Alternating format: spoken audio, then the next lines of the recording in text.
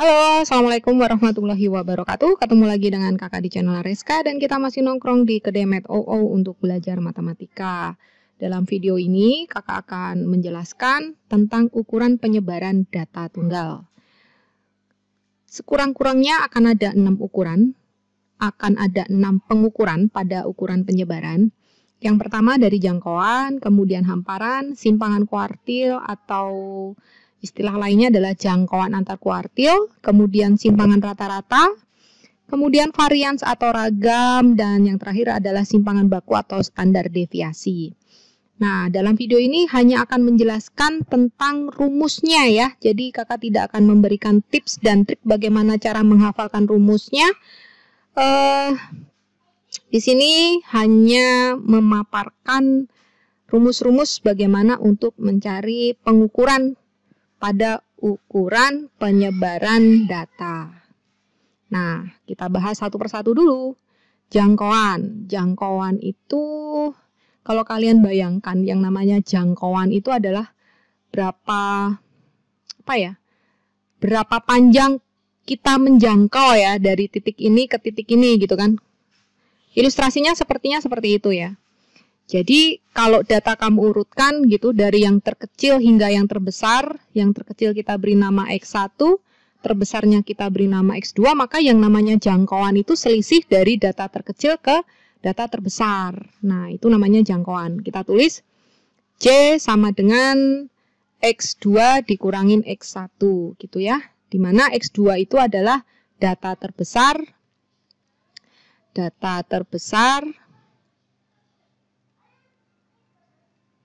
dan X1 itu sama dengan datum ya, datum yang terkecil.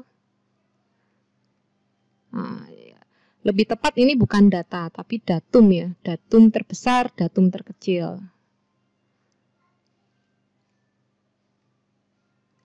Oke, kemudian yang namanya hamparan itu kalau kalian belajar diagram kotak garis ya, diagram kotak garis kan seperti ini. Statistika 5 serangkai ya. Di sini informasi yang tertera pada diagram kotak garis ada nilai terkecil atau datum terkecil, kemudian datum terbesar. Nah, yang di dalam kotak ini informasinya adalah memuat nilai kuartil 1, kuartil 3. Di antaranya ini bisa mendekati ke Q1 atau ke Q3 atau pas di tengah-tengahnya adalah nilai dari Q2. Nah, sehingga hamparannya dari ilustrasi ini, hamparan itu sama dengan Q3 dikurangin Q1, gitu. Sedangkan simpangan kuartil atau jangkauan antar kuartil itu kita beri simbol QD sama dengan setengah dari hamparannya. Langkahnya berarti untuk mendapatkan simpangan kuartil kalian harus cari Q1 dan Q3 dulu, kemudian kalian cari rentangnya atau jangkauannya, baru kalian bagi 2 atau kali dengan setengah. Nah, itu namanya simpangan kuartil. Kemudian untuk simpangan rata-rata, nah dari judulnya aja udah jelas ya, simpangan rata-rata. Artinya apa? Kita mencari simpangan setiap datanya terhadap rata-ratanya. Sehingga rumusnya simpangan rata-rata itu adalah simpangan dari rata-rata terhadap setiap datanya gitu ya.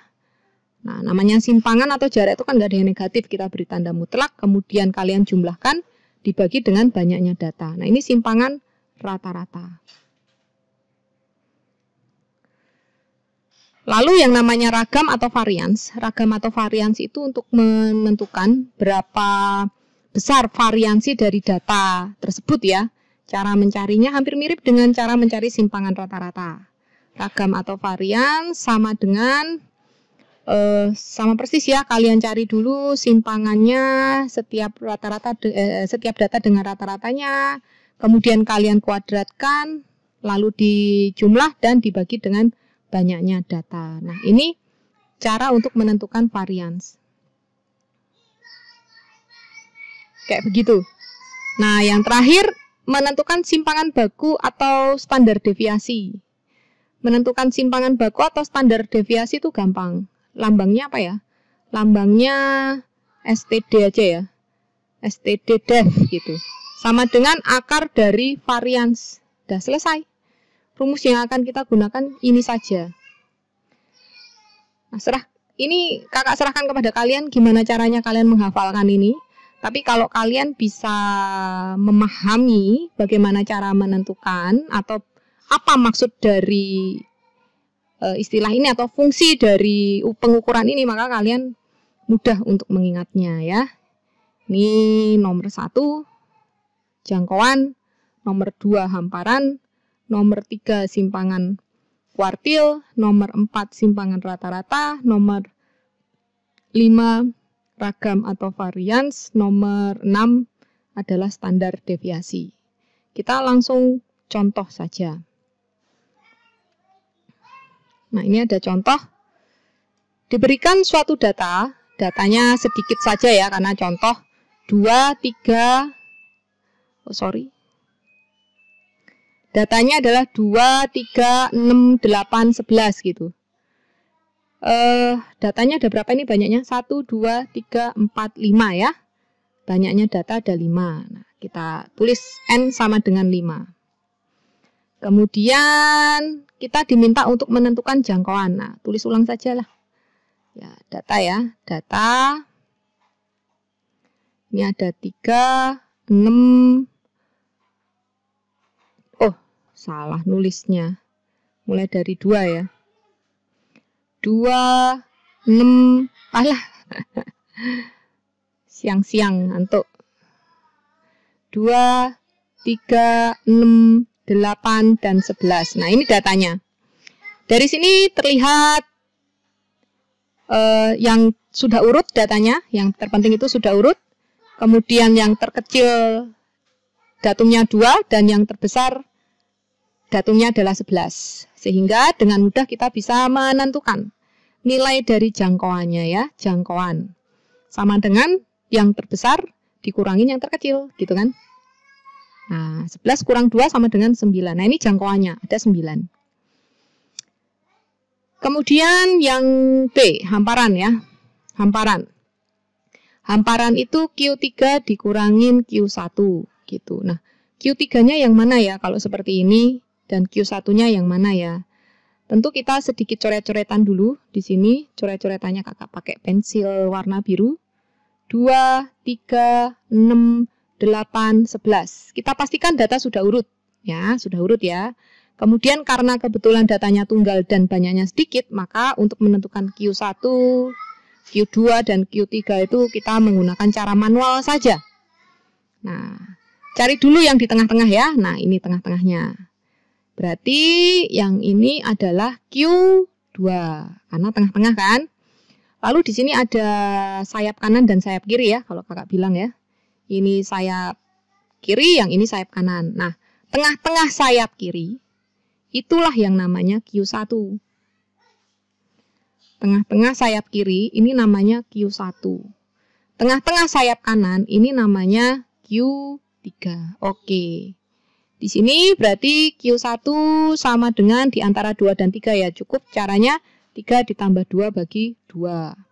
Sama dengan 2,5. Kemudian Q3 ya, Q3 sama dengan di antara 8 dan 11. Berarti caranya cukup mudah, 8 ditambah 11 bagi 2. Sama dengan 19 bagi 2, yaitu 9,5. Nah, sehingga dari sini kita bisa langsung hitung dengan mudah, yaitu hamparannya Q3-nya 9,5 dikurangin Q1-nya 2,5 atau 2,5. Sama dengan berapa itu? 7. Nah, ini adalah hamparannya. Selanjutnya kita akan cari yang namanya simpangan kuartil ya. Simpangan kuartil lambangnya QD. QD itu sama dengan setengahnya dari hamparan. Berarti setengahnya dari hamparannya yaitu 7. Sama dengan setengah kali 7 yaitu 3,5 gitu. Oke ya. Sampai di sini cukup mudah. Cuma tinggal PR-nya adalah bagaimana kalian mengingatnya. Nah, lalu simpangan rata-rata ya. Kita akan cari simpangan rata-rata A, B, C, D. Simpangan rata-rata. Dari judulnya saja sudah jelas menyimpangkan rata-ratanya ya. Kalau misalnya biar lebih paham, kita tulis dulu rumusnya. sigma gitu kan, simpangan dari setiap datanya, bolehlah dibalik, terhadap rata-ratanya ya. Karena yang namanya simpangan berarti ini tandanya mutlak. Kakak tulis ulang. XI dikurangin X bar. Dibagi dengan banyaknya data. Nah, sekarang datanya masih ingat ya. Tulis ulang saja, kita perlu coret-coretan. Datanya ada 2, 3, 6, 8, 11 gitu. Dari rumusnya, coba kalian cek. Berarti kalian perlu apa nih? Kalau rumusnya XI min X bar. Oh, ada yang tanya. XI itu apa gitu ya? XI itu adalah data nih, XI ini. Ini semua adalah XI. I itu adalah indeks yang berjalan. Berarti ini sebagai X, data itu XI ya. Nah, karena datanya ada 5 dan ini sudah diurutkan, maka ini sebagai X1, yang ini X2, yang ini X3, yang ini X4, yang ini X5 gitu. Gitu ya, yang terbesarnya adalah 11, terkecilnya adalah 2. Kurang lebih seperti itu yang namanya X itu data. Nah, lalu yang kita perlukan apa lagi? Oh, rata-rata. Nah, berarti kita cari dulu rata-ratanya. Rata-rata itu jumlah data dibagi banyaknya data. Sehingga datanya ini kamu jumlahkan. 2 tambah 3 tambah 6 tambah 8 tambah 11 dibagi berapa? 2 ke 45 bagi 5. Sama dengan 5 tambah 6 tambah ini ya. Sama dengan berapa itu? 30 ya. 30 dibagi 5. Sama dengan 6. Oke, rata-ratanya sama dengan 6. Nah, karena rata-ratanya 6, maka kita tinggal mencari simpangannya ini ya. Nih, kita mencari ini dulu. Kita cari itu dulu. Jadi, setiap XI-nya kita simpangkan dengan rata-ratanya. Nah, kita jumlahkan ya, karena rumusnya dijumlah.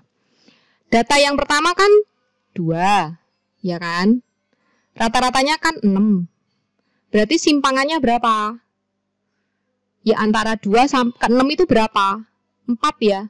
Nah, berarti ini 4. Ditambah. Ini datanya 3. Rata-ratanya 6. Berarti simpangannya ya 3. Ditambah. Datanya 6. Rata-ratanya 6. Berarti simpangannya 0. Ditambah. Datanya 8. Rata-ratanya 6. Berarti simpangannya 2. Ditambah terakhir.